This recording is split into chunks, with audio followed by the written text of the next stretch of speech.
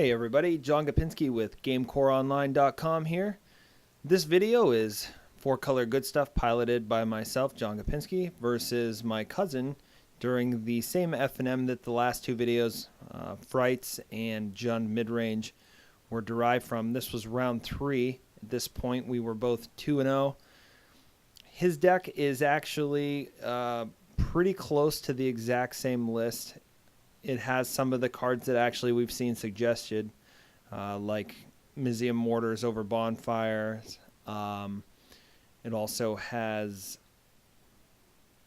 Olivia's.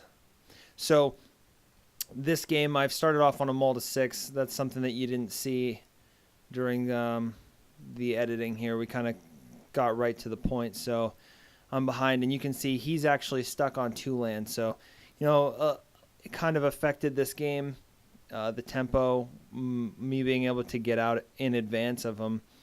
But you're going to see some pretty wild stuff in this match. These decks are obviously very powerful, playing pretty much the best stuff in the format.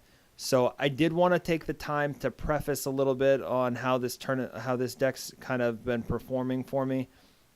The first F&M that I played it in, I went 4-1.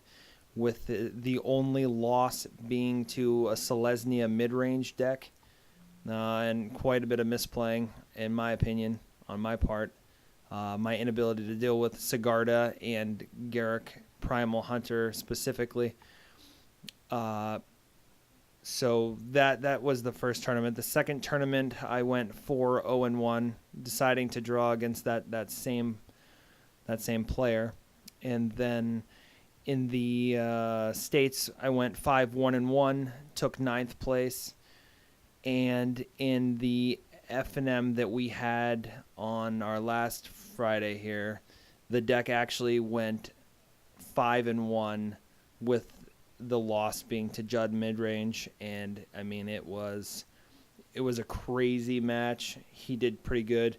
I'm pretty sure, you know, this game, it's not that I don't want to preface kind of what's going on here, but you can kind of see it's getting out of hand pretty quickly. You know, not indicative of the life total, just purely board state. But I mean, so right here, you know, with tournament play, sanctioned matches only included, which the deck has been very, very high percentage wins outside of sanctioned matches, almost undefeated, like maybe 3 or 4 match losses in 20 or 30 matches. But in actual sanctioned Magic, the deck is 18-3-2. Yeah, I want to say it's 18 wins, 3 losses, and 2 draws. And now at GameCore, we actually have a pretty competitive crowd. The last F&M that was 6 rounds, that was a 38 player. A lot of good Pennsylvania players in that crowd. And then states, I feel that PA States is a pretty strong states. Maybe Ohio States is a little bit stronger, and I haven't participated in any of the other states tournaments, so I mean I can't attest to how good they are. I assume Michigan has a really strong crowd out there that play. So my cousin decides to scoop here, and this is an F&M, so I really don't know that I understand the thought. I think that he still had some stuff to offer having that Huntmaster. We are still running the win-a-box for the Return to Ravnica. This video is included in all of that. So, again, if you aren't clear on all the ways that you can get entries to win the box, stay tuned after the match is over. And we will have the art come back up for that so you can see kind of what's going on there. And, yeah, I mean, we really appreciate it. You guys have really taken to the contest, and that's awesome. I like to see the interaction. If you leave comments, I do my absolute best to, kind of talk through the deck and answer your questions, or, preface things that I've read in upcoming videos. So I will continue to put that stuff out. The next video, which is one that I really want to get into because it's kind of the bad matchup, the Achilles heel of the deck, if you would. And when I say bad matchup, I still believe it's, maybe 55-45 in the favor of the deck, but the black-red zombies with Aristocrat and Bump in the Night, main deck sometimes you just can't be fast enough. Even going turn 3 Borderland Ranger, turn 4 Huntmaster, turn 5 Thragtusk to stop a deck that's that quick. Now post board, we have a lot of good stuff to deal with that, and so the match is clearly not unwinnable, and it's not even terrible, but it's definitely the worst that I've experienced. I would really like to get a 4-color good stuff versus blue, white, red miracles or one of those control variants out there. I've had a lot of success against it. Handled a very good player that was running the deck at F&M 2-0 last Friday. A lot of people probably are familiar with him. Robert Kelly. He built a mythic Bant list during Shards that got a lot of attention from some pros and got a lot of play, actually. So a very good control player. But the nice thing about this deck and in that specific matchup is, you just get to play 1-for-1. I play a Huntmaster. Well, if you don't counter it, then you're going to play a Wrath Effect on it. And then if you do counter it or you do play the Wrath Effect on it, there's always that chance that I come over the top with the Rakdos return. Post board, we have Slaughter games.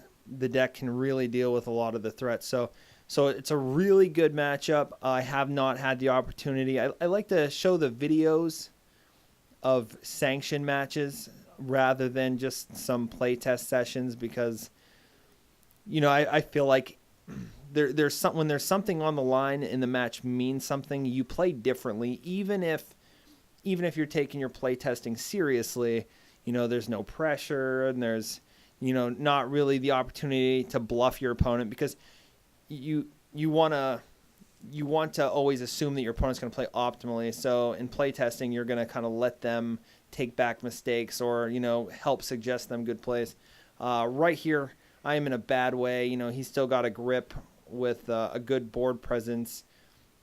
Rakdos returns makes me discard my entire hand, and then I draw a Rakdos return without the mana to fire back my own, or at this point even animate the key rune. So things looking really bad in this game. The mana base, I really do feel that this is one of the best mana bases I've ever seen. I mean, imagine playing Jund back during Shards of Alara and consider the possibility of resolving something that costs 3 white like an Angel of Serenity.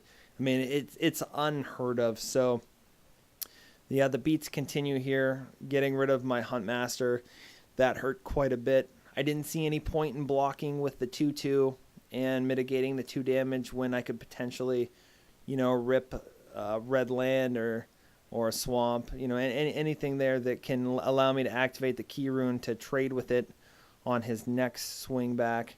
Also, the mana being available for Thragtusk would be important. So let's see. So Bonfire for 4. So pretty lucky draw to bring myself out of it. If you can, kind of notate in your mind each of my draws here because they get pretty ridiculous.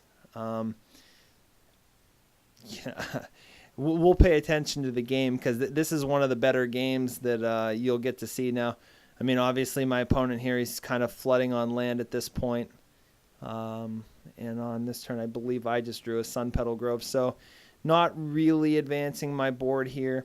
I like to keep a land in my hand almost no matter what deck that I'm running, just to continue to make my opponent have to play around the possibility that I have different spells.